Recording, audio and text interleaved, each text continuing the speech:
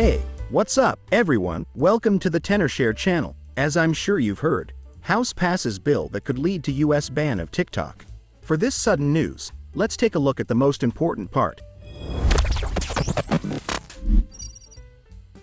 Maybe you've heard of it. The House passed legislation that could ban TikTok in the US unless the app parts ways with its Chinese parent company, ByteDance. It's a major challenge to one of the world's most popular social media platforms, used by 170 million Americans.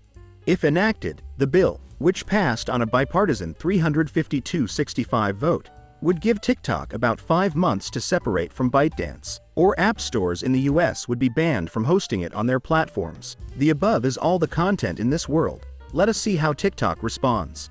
On March 7, TikTok pushed a pop-up window to a total of 170 million users in the United States, calling on them to call their congressmen in their regions and demand the withdrawal of the TikTok divestment bill.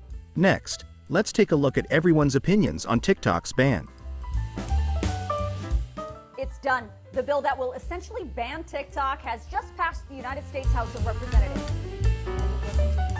But before you What is freak out, displayed here are the most popular comments. And I guess your thoughts may also be in them. It seems that everyone is surprised by the speed of Congress's action. After all, many more serious issues have not been taken seriously. There are also a lot of comments that think they want to ban it, because we find more real news from TikTok.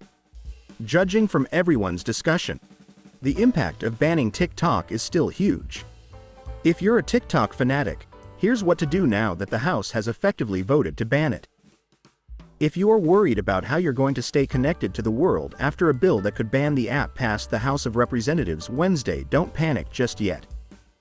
Even if TikTok is taken down, there are still ways to help you download, install and use it on your mobile phone. A very reliable tool is mentioned here called iCareFone, where you can download many apps that are banned or cannot be downloaded directly from the store.